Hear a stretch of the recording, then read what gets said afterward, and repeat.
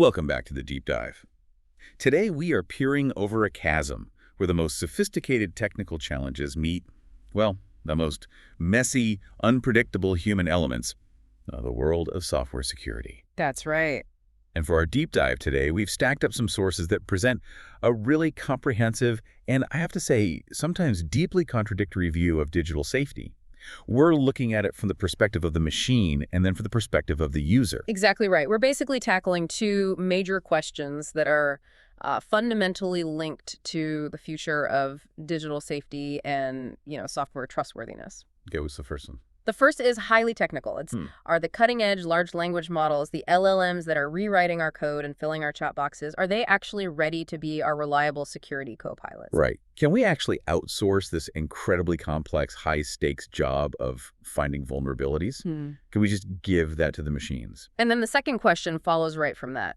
And second, if the answer to that is no, or even, not yet, then the burden of security falls right back onto human hands. Yes, developers, system administrators, and just the everyday person using the internet.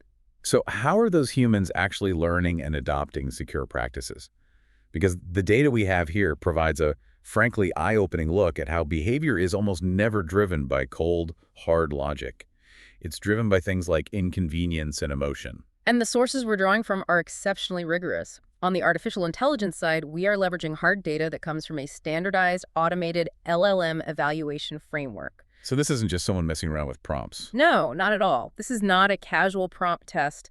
It rigorously spans 228 distinct code scenarios and tests 8 state-of-the-art models. We're talking flagship models like GPT-4 and PaLM-2 tested against critical failure metrics. And to balance that out on the human side. On the human behavior side, we have highly robust census representative survey data. This was gathered from U.S. internet users. And, crucially, we also have a decade-spanning study that analyzes the enduring influence of anecdotal security stories. The cautionary tales, the stuff we hear from friends, family, or in the news. Exactly. Those stories. So our mission today is to really synthesize these findings. We're going to show precisely why trusting AI with automated vulnerability detection is, at best, critically premature. And at the same time, we'll reveal the surprisingly emotional and social reasons that dictate whether you, as a user, bother to lock down your digital life or just leave the door wide open. This dual vulnerability, the fragile machine and the, apathetic human, that seems to be the core challenge of modern security. It really is. Okay, let's unpack this dual challenge, and I think we should start with the technical side. Let's do it. The starting context here is just so crucial. We know LLMs have achieved remarkable success in general programming tasks. Tools like OpenAI's Codex and GitHub Copilot are now essential for so many developers. Oh, absolutely. For code generation, documentation, basic debugging, they are fast. And they integrate seamlessly into the modern development environment. They're game changers. They absolutely are game changers, but in terms of developer velocity, and that remarkable, almost instant performance created an immediate, powerful commercial incentive for the industry to try and integrate these models directly into security workflows. Why? What's the big push? Because at scale, human developers have, frankly, failed to keep pace with the sheer volume of vulnerabilities being introduced into code. And this industry gap is really well documented. We saw it crystallized in the 2022 GitLab survey, which highlighted this persistent problem across all sorts of organizations. Yeah, that survey found that developers consistently do not find enough bugs early enough in the development lifecycle. And even when they do find them. Even when they do not prioritize the bug remediation. So that creates a terrible bottleneck, right? A successful hack often relies on a vulnerability that was known for months, maybe even years, but just never got patched. Precisamente. So the commercial incentive is huge. If you can use an AI assistant that reliably spots that vulnerability before the code even leaves the development environment, you solve a massive, expensive, and frankly, reputation-damaging problem. But as you alluded to earlier, there's a critical counter risk that a lot of organizations are now grappling with. A huge one. These LLMs are far from infallible. Our sources already cite numerous documented instances where these very same AI assistants, the ones that are meant to help, have actively introduced vulnerabilities into source code during the generation or suggestion phase. And that's the paradox. If the tool designed to improve your security posture is actually injecting weaknesses, the net result is a massive loss of trust, and you're actually worsening the overall security situation. So this need for automation versus the observed unreliability of the tools, that's what led to this really rigorous evaluation framework we're looking at. Exactly. It was born out of necessity. This study is so valuable because it filled this just massive fundamental gap in the research landscape. Before this, there was no standardized, automated, and scalable way to properly evaluate these advanced models for vulnerability detection. Not just for accuracy, but especially regarding their accuracy and their reasoning capability. Right? The why. Exactly. Traditional LLM evaluations, they often focus on creative output or, general coding efficiency. Security requires something completely different. It needs consistency, precision, and a deep semantic understanding of what's going on. So this framework was built to provide that rigor. It was, and the scale was significant. They tested 8 of the top state-of-the-art chat-based LLMs. So we're talking about the big names here. All of them. GPT-4, the Google models like PaLM2 and CodeChat Bison, various CodeLlama iterations. And they tested them across this vast testing space. Yeah. 228 unique code scenarios. And these weren't just random bits of code, right? They were targeted. Yeah, it's very targeted. They covered the most catastrophic vulnerability classes defined by the Common Weakness Enumeration, or CWE. Specifically, they targeted 8 critical CWEs in both C and Python. And these aren't obscure flaws. No, these are the fundamentals that lead to system compromise. We're talking about things like out-of-bounds write, which is CWE 787. That's where a program writes data outside the intended memory buffer, which lets an attacker overwrite sensitive data or even execute arbitrary code. A classic. A classic and devastating one. They also tested injection flaws like SQL injection, CWE 89, which is, a perennial favorite for hackers. And critically, the evaluation wasn't just a simple binary check like vulnerable or safe. No, not at all. The researchers designed this framework to evaluate 8 distinct dimensions of LLM capability. So what were they looking at beyond just simple accuracy? Pretty much everything that would matter in a production environment. They evaluated non-determinism or inconsistency. They looked at performance under different prompting strategies, how the model handles varying code difficulty, its robustness to code changes. And what about real-world stuff? Yes, it's performance on real-world vulnerability examples, CVEs. And most importantly, something they called faithful reasoning, which we really need to dive into. They wanted to understand how the models think, not just their final batting average. Okay, so based on those dimensions, the very first major red flag that surfaced was the fundamental instability of the models. Non-deterministic responses. Yeah. Even using the recommended temperature setting of 0.2, which is supposed to balance consistency with a little bit of creativity, all 8 LLMs tested failed to provide deterministic responses for one or more tests. And that's across multiple identical runs. That failure in determinism is a massive issue for a security tool, isn't it? It's a deal breaker. Non-deterministic means you can ask the AI if a line of code is safe at 9:00 a.m. and it says yes. You ask it about the exact same code block 5 minutes later at 9:05 and it says no. So you can't trust it. You can't trust it, and you certainly can't integrate it into an automated security pipeline, like a CI/CD pipeline. Continuous integration relies on reproducible results. This instability makes that impossible. So the researchers, they correctly tried to minimize this instability by messing with the temperature parameter. Now, for listeners who might not be deep into LLM mechanics, what does temperature mean, and why do they push it all the way to 0.0? Think of temperature as a knob for creativity or randomness in the model's response. A higher temperature, say 1.0, means the model is more willing to pick less obvious words, to stray further from its training data. Which leads to more creative but less consistent output. Exactly. The recommended 0.2 setting is a good compromise. But when they push it to 0.0, they were essentially forcing the model to be maximally predictable, to always choose a statistically highest probability next word. So it's the lowest possible setting, designed to maximize consistency at the expense of any creativity at all. That's the idea. So if you force the machine to be as predictable as possible, did that fix the consistency problem? It helped some models, yeah, significantly. CodeLlama 34B, GPT 3.5, and CodeChat Bison all saw improved consistency. But not all of them. Not all of them, and this is the key. Even at this extreme zero creativity setting, two of the major state-of-the-art models, ChatBison and GPT-4, still failed to be perfectly consistent in all their tests. Wow. It tells you the foundation is inherently shaky. It suggests these models really struggle with the nuanced, high-stakes edge cases of security analysis, even when you try to force them into a rigid box. That's astonishing. You're holding the top-tier models to the highest standard of determinism, and they still randomly change their mind. But beyond that internal consistency failure, there's a practical output failure that makes them unsuitable for immediate use. The high false positive rate, the FPR. The false alarm problem. This is a critical metric for any security analysis tool, whether it's a traditional static analyzer or a fancy new LLM. And what did the research find? It found that LLMs consistently showed a high FPR. They were frequently flagging code that had already been patched, fixed, and made demonstrably safe as still being vulnerable. Now, hold on. Isn't some level of false positives expected in security testing? I mean, why is the LLM rate so problematic compared to existing tools? Yeah. Are we holding them to an impossible standard? That's a fair question, because yes, all security scanners generate some false positives. However, the LLM's FPR was significantly high enough to undermine developer trust almost immediately. So it's a matter of degree. It is. When a model generates too many false positives, when it cries wolf too often, developers just start ignoring it. It leads to severe alert fatigue, wastes countless hours of engineering time investigating non-existent flaws, and ironically, it ends up masking the real critical vulnerabilities in all that noise. So the finding was clear. The rate was just too high for these models to be trusted in a live production environment where time is money and trust is absolutely paramount.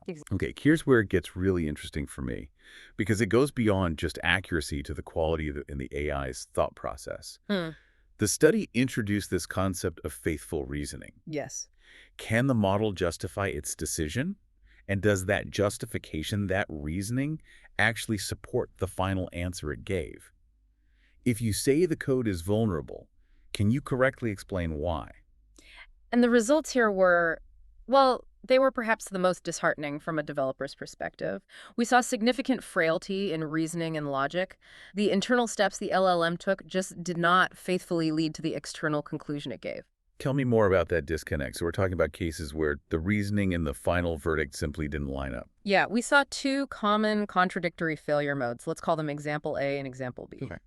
In example A, you have cases where the model provided the correct reasoning. For instance, in a command injection scenario, the model might correctly note that there's a missing check for special characters in the user input. Which is a perfect analysis of the root cause. Perfect analysis. But then it delivers the wrong final answer. It declares the code safe. That is just baffling. It's like a student showing all their work correctly on a math problem, demonstrating perfect understanding of the steps, but then just circling the wrong number at the bottom of the page. It's exactly like that. So if I'm a developer, I read the reasoning, I realize the model understands the flaw, but then I see the final verdict says safe. I mean, how am I supposed to trust that? You can't. And then you have example B, which is the reverse situation. Sometimes the model gave the correct binary answer, yes, this code is vulnerable, but the reasoning or root cause explanation it provided was entirely incorrect. So it was right for the wrong reasons. Exactly. Or it was unfaithful to the code presented or just wildly misleading. So why is faithful reasoning so critical in a security context? If the model correctly says vulnerable, isn't that good enough? Doesn't that solve the problem? No, because developers need the explanation far more than they need the verdict.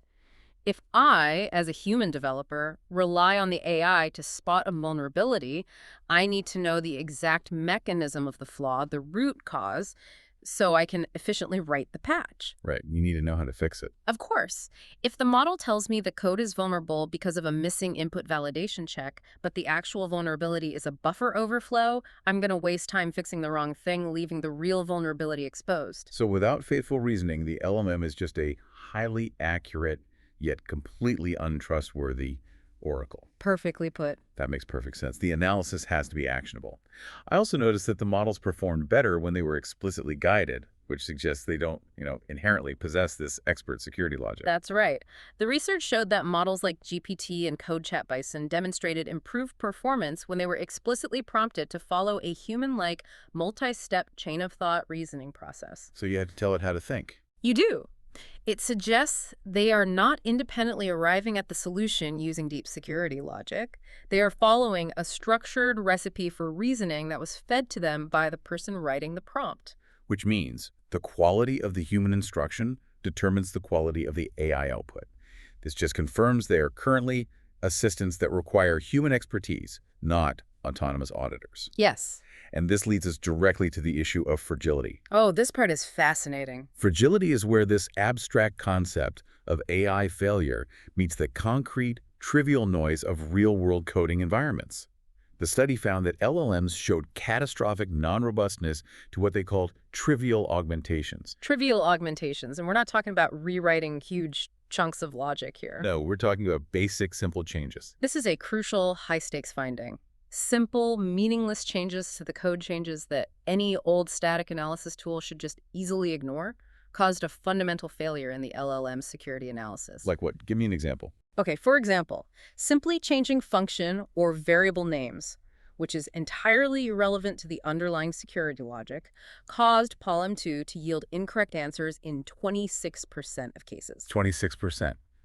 That means that for more than 1 in 4 code blocks, if a developer simply decides to rename a function from, say, process input to handle data, PaLM2's entire security analysis breaks, and it changes its mind about the safety of that code. How is that even possible? It speaks volumes about the mechanism the LLMs are actually using. They aren't performing true, deep semantic understanding of the code's logic or its execution flow. Instead, they are relying heavily on surface-level pattern matching that they learned during their massive pre-training phase. So if pattern changes just a little bit, If the pattern changes slightly, if the variable name that was associated with a vulnerable pattern in its training data gets swapped out, the model just loses the thread. that's terrifyingly fragile. And it gets worse. The research cited examples where adding simple things like extra white spaces or next-line characters could completely break the chain of thought reasoning process and lead to a wrong answer. Yes. For instance, the Chat Bison model changed its decision on a complex vulnerability scenario, a CW787, just by adding a few innocuous white spaces. So a couple of spaces change the security verdict. Mm-hmm. And if the security of our code is contingent upon the absence of accidental typos or formatting issues, we absolutely cannot rely on that tool. This proves these LLMs are prioritizing superficial syntax patterns over robust underlying security principles. And then we get to the non-trivial bias.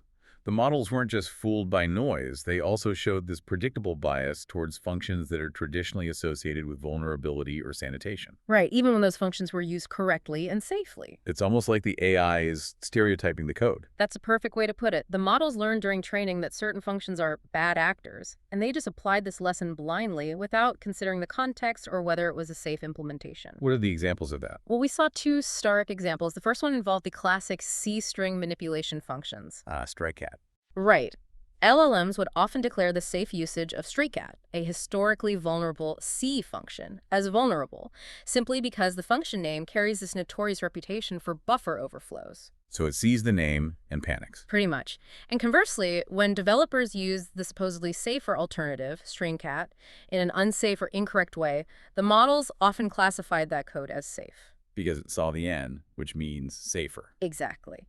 The LLM was reacting to the reputation of the function name, not the actual implementation details and the real potential for an overflow.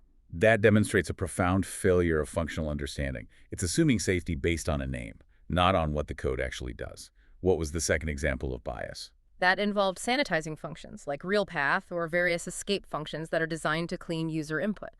The models mistakenly detected the unsafe usage of these functions as non-vulnerable. They saw the function name, they assumed security was present, since the function's entire job is sanitation, and therefore they classified the code as safe, regardless of whether the developer had implemented the function poorly or failed to apply the sanitation correctly. So if the LLM sees a function named escape input, it just assumes the input is clean, even if the surrounding code completely undermines that whole effort. Precisely. They are biased toward the appearance of security, not the reality of security. And finally, the ultimate real-world limitation for any security tool. their inability to detect new threats.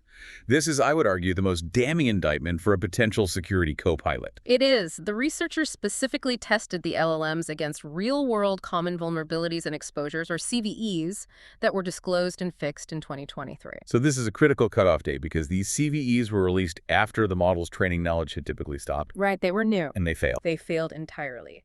The models could not generalize their knowledge to timely threat detection. This just proves that an LLM acting as a security auditor is only as good as its last training run. It cannot handle zero-day threats or newly disclosed vulnerabilities, which are often the most critical issues facing developers today. Any real-world security tool has to be able to adapt to new, novel threat vectors. And LLMs, constrained by their training data, simply cannot do this yet. So to summarize this first section, what we found is that the current generation of advanced LLMs are fundamentally inconsistent. They're prone to generating costly false positives. Their reasoning is unreliable. They're easily fooled by trivial changes like renaming variables. And they are functionally blind to any threat that emerged after their training cutoff date. They are just dangerously unreliable as autonomous security auditors. They are powerful coding aids, for sure, but they must be treated with extreme caution as security assistants. The evidence strongly suggests that, for now, the heavy lifting of vulnerability detection, analysis, and remediation still falls squarely on human developers and specialized tools. And that sets us up perfectly for our next question. If the machine can't handle trivial code changes, then our reliance on human developers and, more broadly, on end users for complex fixes and basic protected behavior is even more critical. It is. But what does the data say about how well humans handle even the simplest task, like just hitting update? This is a fascinating shift from technical rigor to the psychology of user security behavior. We are moving into the census representative survey data gathered from internet-using adults in the U.S., which gives us a crucial snapshot of self-reported security habits. Okay, let's start with the positives. What did people report doing correctly? Well, antivirus usage is high. 84% of respondents reported using antivirus software. And that number is solid. It is. What's interesting is it's consistent with third-party log data from security firms like McAfee. This suggests that people accurately report their use of tools that are either mandated or just heavily marketed as necessary. So where there is clear commercial advice and ease of use, compliance is high. But when we move to software updates, the data introduces this massive and crucial contradiction between what people say they do and what industry data proves is actually happening. This is really the heart of the security behavior problem. It is the core behavioral disconnect. A massive 78% of respondents reported updating software immediately, that's 37%, or shortly after 41% learning of a new update. So they say they're on top of it. They do. And if that self-reported compliance were true, our security landscape would be radically different. But the reality drawn from industry logs from firms like Symantec, it paints a disastrous picture.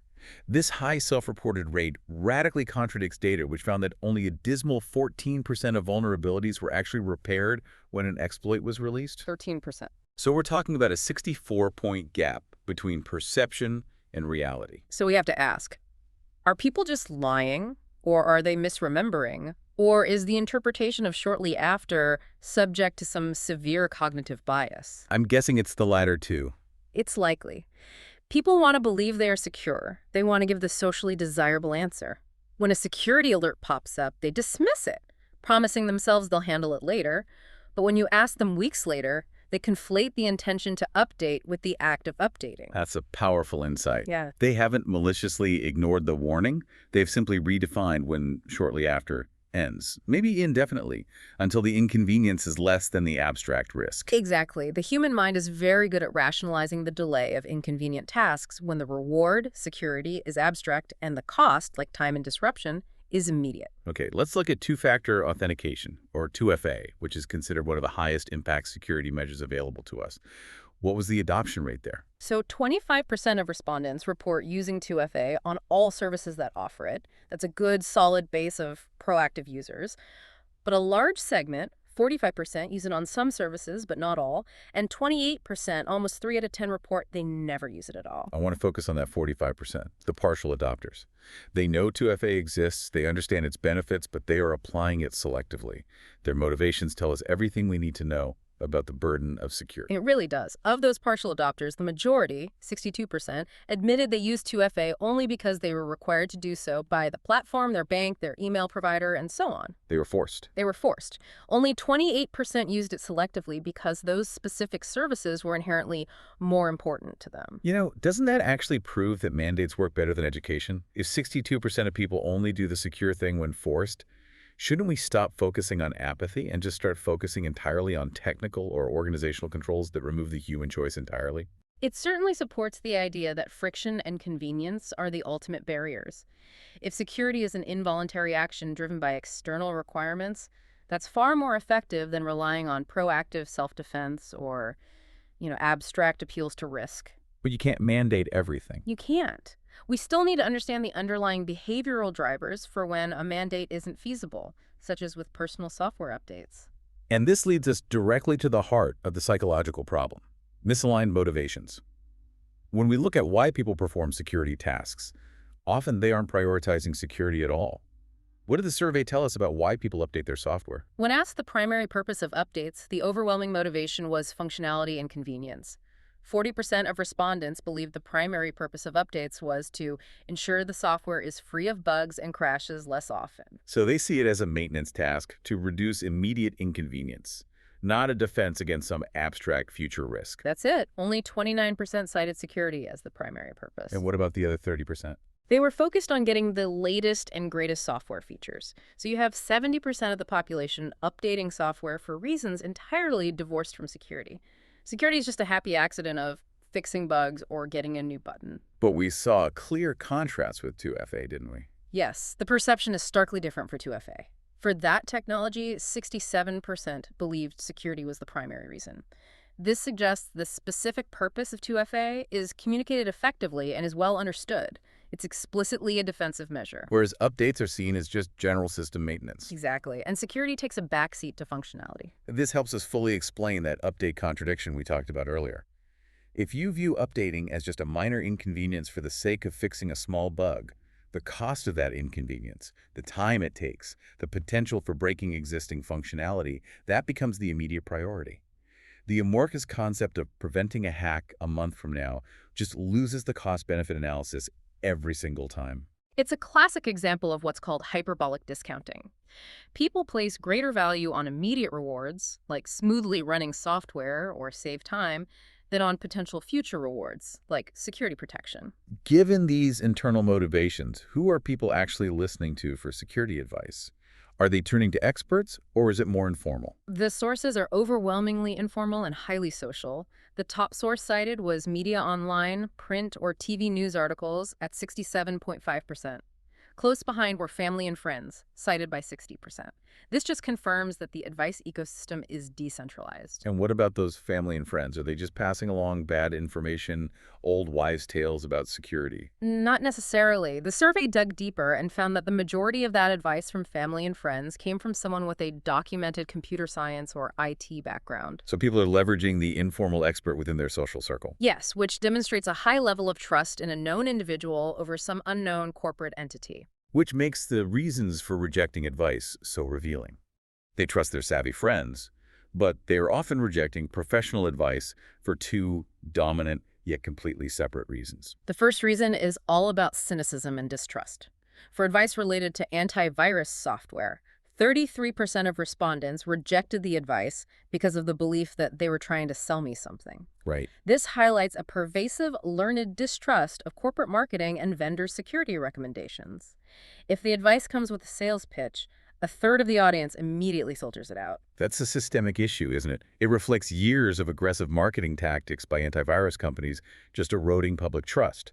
But the rejection of updates had nothing to do with distrust. Correct. When it came to skipping updates, the motivation for rejection was purely personal, immediate cost.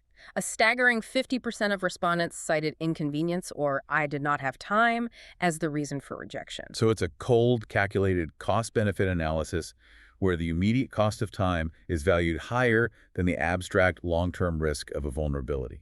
The advice isn't rejected because it's mistrusted. It's rejected because it's inconvenient. We also saw some significant demographic factors influencing whose advice was accepted. Let's look at the influence of the workplace. The workplace is a crucial vector for advice, particularly for high-risk users. Respondents who handle sensitive data, we're talking CIPA patient information, FERPA student records, or credit card numbers, they were 4.5 times more likely to cite their workplace as a source of security advice than those who didn't. Which suggests that the presence of high-stakes, real-world consequences makes formal training relevant and sticky. It does. And higher internet skill also correlated positively with using work advice. How so? A more skilled user is better equipped to understand and implement complex formal security training provided by their employer. This may indicate they have greater access to and capacity to internalize that type of structured training compared to a casual user. Okay, let's talk about the source of advice that costs the most. Personal negative experiences. Why were people with higher internet skills 31% more likely to cite a personal negative experience as a source of security advice? That seems counterintuitive. Shouldn't high-skilled users be less likely to be hacked?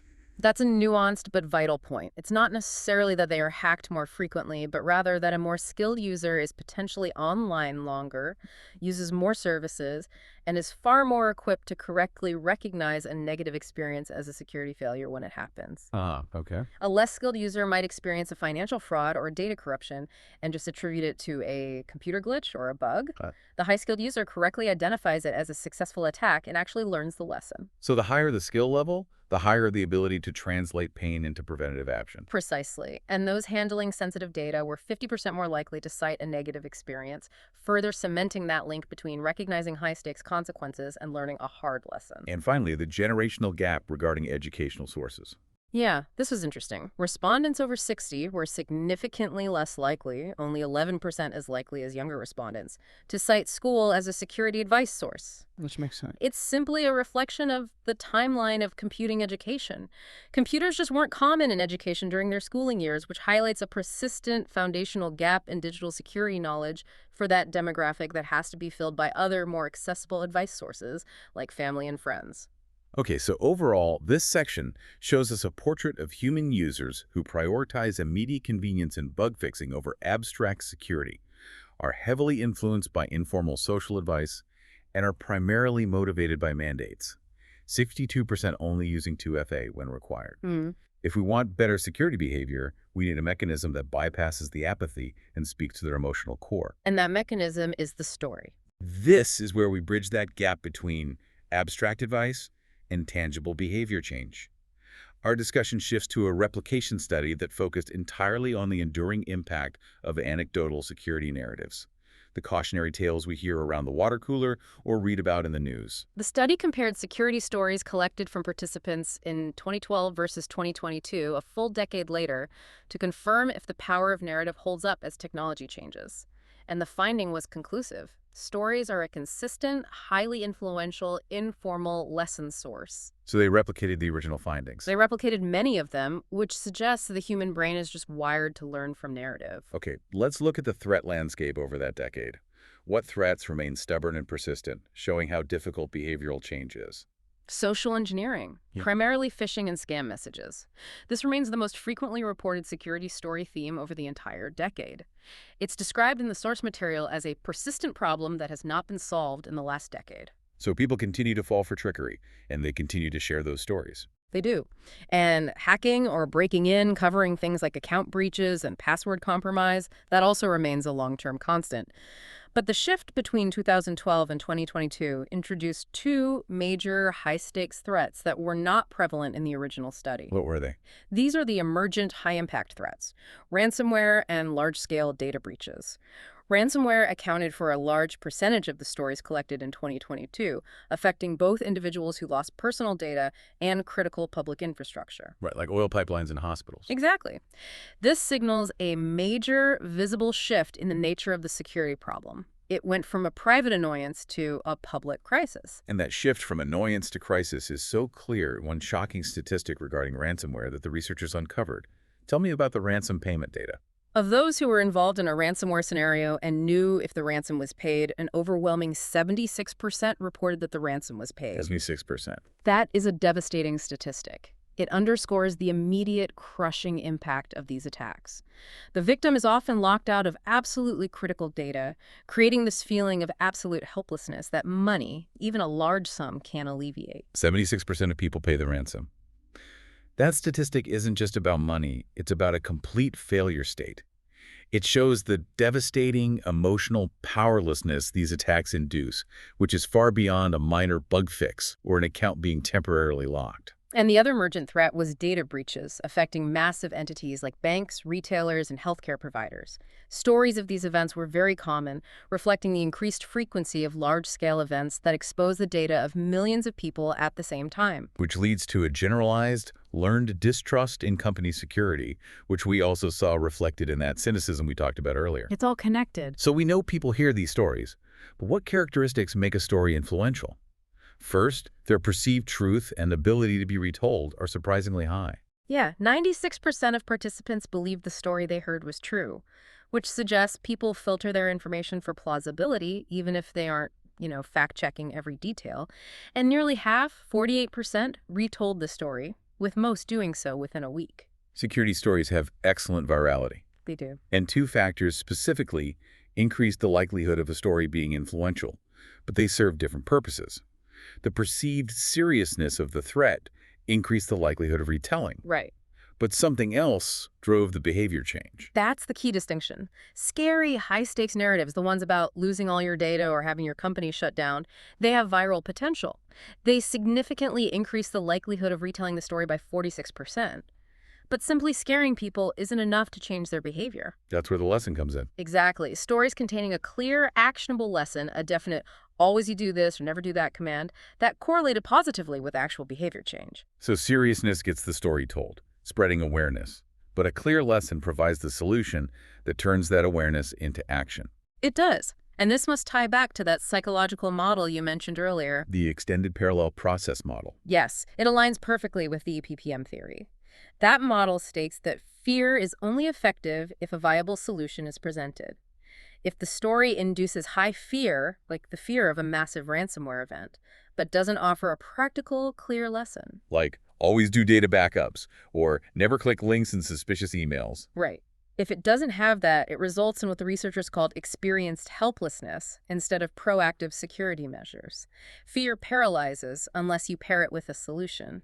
We also observed a critical context shift in where the story was heard that determined its influence on behavior. Stories heard in a work environment were significantly more likely to lead to behavior change than those heard in casual contexts, like at home or in a coffee shop. And this points strongly to the role of the subjective norm, social pressure. If your coworker shares a cautionary tale about a phishing attempt that almost cost the company, and you know security is an explicit, monitored aspect of your job performance, that social pressure increases the likelihood that you will change your behavior. It's no longer just advice, it's a professional expectation. The workplace creates immediate accountability and a higher stake for failure than a casual conversation in a personal context, where the risk-reward calculation heavily favors convenience. Okay, so focusing on what people actually took away from these narratives, what kind of changes did stories primarily promote? Primarily, they promoted general security awareness caution. Specific, actionable changes included better password hygiene, starting to monitor your accounts, and crucially, because of that emergent threat trend, a positive correlation with making data backups in response to ransomware stories. So the stories pushed people towards concrete protective actions. They did. But then there's the unhelpful side effect, the negative learning that can undermine proactive security, a generalized distrust. Many participants reported learning a general distrust in online data protection or company security. This is the danger of high-fear stories without a clear solution. If people believe banks, retailers, and governments are all incapable of protecting their data and they aren't given a practical, personal step to take. It results in that feeling of experienced helplessness. Exactly. They know the world is dangerous, but they feel powerless to fix the systemic issues, so they just do nothing. That explains why the data showed they update software primarily for bug fixes. If the system is corrupt anyway, why bother with the security details? It connects perfectly. If you perceive the security landscape as fundamentally broken, your only personal motivation becomes immediate functionality, not systemic defense. Finally, the study identified a hard-to-reach group that seemed resistant to the emotional pull of these narratives. Who were they? Younger participants, those aged 18 to 29, and those with higher education. They were significantly less likely to report being emotionally affected by the stories or changing their thinking as a result. Why are they less emotionally affected by stories of hacking and data loss? Well, the hypothesis is saturation and desensitization. They have simply been exposed to security reports, data breaches, and warnings since they were kids. The threats aren't shocking anymore. So what works on them? They need highly personalized, serious, and especially autobiographical stories from knowledgeable sources to truly resonate and bypass that desensitization. The implication for security training seems pretty clear then. We must abandon the abstract lectures and the dry training modules. It seems so. Instead, we must focus on stories that leverage fear, but pair that fear with concrete, actionable steps, and use the workplace as the vehicle for social pressure and accountability. The informal lesson of a scary, relevant story is often far more effective than the formal, dry mandate. Absolutely. The emotional core is what drives action. We started this deep dive with two major problems, one technical and one human, and yet they are intrinsically linked by the same goal: ensuring software trustworthiness in an increasingly automated world. On the technical front, we've seen that large language models, the promised security co-pilots for developers, are currently just too fragile to be trusted. They're easily fooled by trivial noise, like changing a variable name, which demonstrates a profound failure of semantic understanding. Right. Their high false positive rate causes costly alert fatigue, and their inability to generalize makes them blind to any newly disclosed threats that are outside of their training data. Automated vulnerability detection, in its current state, is just unreliable. Which means the burden of security still rests heavily on the developers and the end users. And on the human front, we've learned that our security behavior is often driven by these deeply misaligned motivations. We update software primarily to fix bugs and gain new features. Choosing convenience over security nearly 50% of the time when faced with just the mild inconvenience of an update. Yet we also uncovered the powerful lever that actually does drive protective behavior: emotional, well-told stories. We know that if a narrative elicits intense fear or anger, and if it is paired with a clear, actionable lesson, it can profoundly shift both a user's thinking and their subsequent behavior. And leveraging social pressure and mandates, particularly in a structured workplace context, is essential for bridging that massive gap between perceived risk and protective action. So we have this perfect encapsulation of the modern security challenge. We know that changing a single function name can break an advanced AI's security analysis, rendering automated detection moot and forcing reliance back on the human developer. And we know that the human developer and the end user will choose convenience over security half the time when updating their software or enabling 2FA. This dual vulnerability, one technical fragility in the code analysis machine and one behavioral weakness in the end user, it raises a critical question about the future of software trustworthiness. It does. If the most sophisticated AI can be defeated by simple formatting, and the human user is primarily motivated by convenience, is the weakest link truly the code, the user, or the unaddressed chasm that exists between the two? Perhaps the future of security lies not in perfecting either the machine or the human. But in managing the chaotic, unpredictable interaction point between them. Until next time, keep thinking about the stories you tell and the variables you name.